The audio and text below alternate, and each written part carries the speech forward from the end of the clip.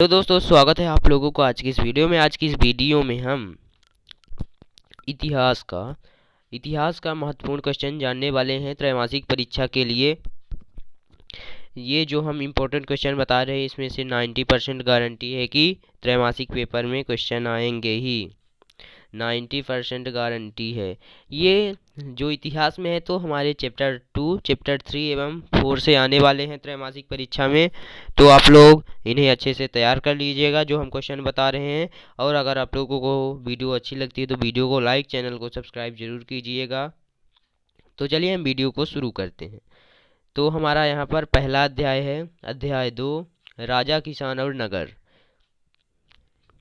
तो यहाँ पर हम क्वेश्चन देख लेते हैं। यहाँ पर ऑब्जेक्टिव क्वेश्चन दिए गए हैं। पहला, 6ठी शताब्दी में सर्वाधिक शक्तिशाली जनपद, और दूसरा है 510 ईस्वी में सती प्रथा के साक्ष्य वाला प्रथम अभिलेख।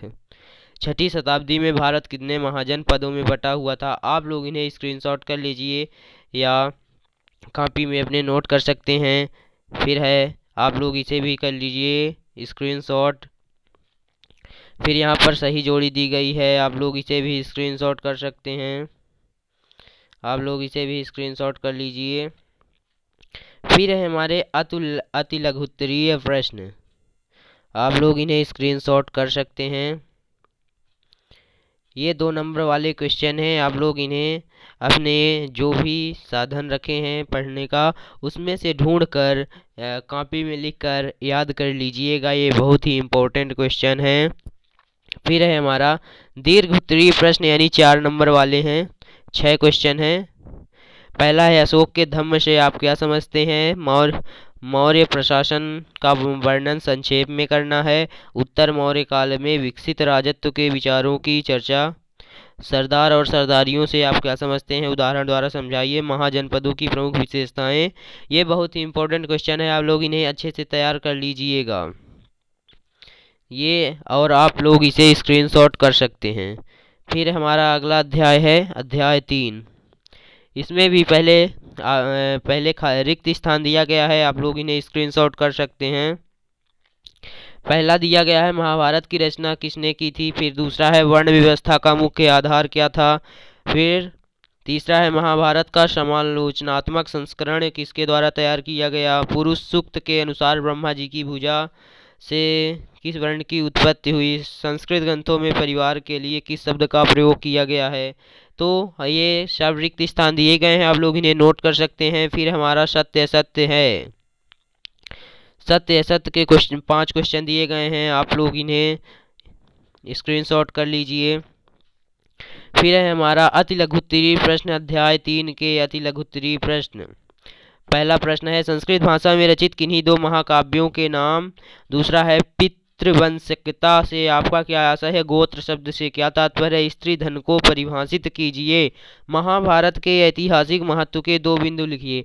ये सभी इम्पोर्टेंट क्वेश्चन हैं, आप लोग इन्हें अच्छे से तैयार कर लीजिएगा। फिर है हमारे दीर्घ उत्तरीय 4 अंक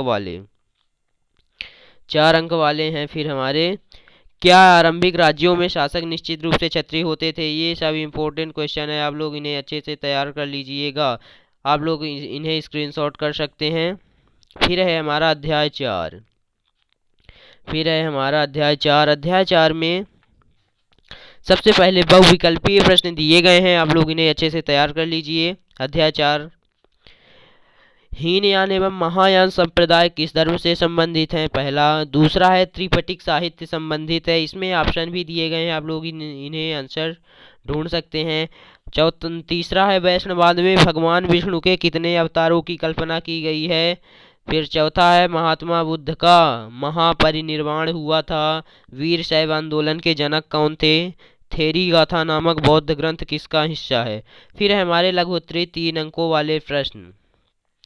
इसमें दिया गया है यज्ञों की परंपरा पर प्रकाश डालिए। महावीर स्वामी के संदेश को समझाइए। बौद्ध धर्म की 3 शिक्षाएं लिखिए। जैन धर्म की 3 शिक्षाएं लिखिए। जैन और बौद्ध धर्म की 3 समानताएं लिखिए। ये बहुत ही इंपॉर्टेंट क्वेश्चन है, आप लोग इन्हें अच्छे से तैयार कर लीजिएगा। फिर है हमारे निबंधात्मक प्रश्न। आप लोग इन्हें भी तैयार कर लीजिएगा। तो हमारा निबंधात्मक प्रश्न में पहला प्रश्न है, क्या कारण था कि बौद्ध धर्म भारत की सीमाओं को पार कर विदेशों तक पहुंच गया, जबकि जैन धर्म भारत तक सीमित रहा। दूसरा है, पौराणिक हिंदू धर्म के उदय को स्पष्ट कीजिए। तीसरा है, सांची के स्तूप के संचारण में भोपाल की बेगमों की चर्चा कीजिए। स्तूप क्या है, क्यों बनाए जाते हैं, क्या उपनिषदों के विचार नियतिवादियों और भौतिकवादियों से भिन्न थे। अपना तर्क दीजिए, अपने जवाब के पक्ष पर तर्क दीजिए। तो यहाँ पर निबंधात्मक प्रश्न दिए गए थे, आप लोग आशा है इन्हें स्क्रीनशॉट कर लिए होंगे। अगर आप लोगों को यह वीडियो अच्छी लगी हो तो वीडियो को लाइक, चैनल को सब्सक्राइब कर दीजिएगा, और जिसके पास जो त्रैमासिक परीक्षा में आपके साथ दोस्त हैं, आप सभी को शेयर कर दीजिएगा, ताकि वे भी इस वीडियो का आनंद उठा सकें और पढ़ सकें। तो चलिए हम वीडियो को समाप्त करते हैं। अगर आपको इसका PDF चाहिए तो आप हमारे टेलीग्राम ग्रुप में ज्वाइन हो सकते हैं। तो वीडियो को समाप्त करते हैं।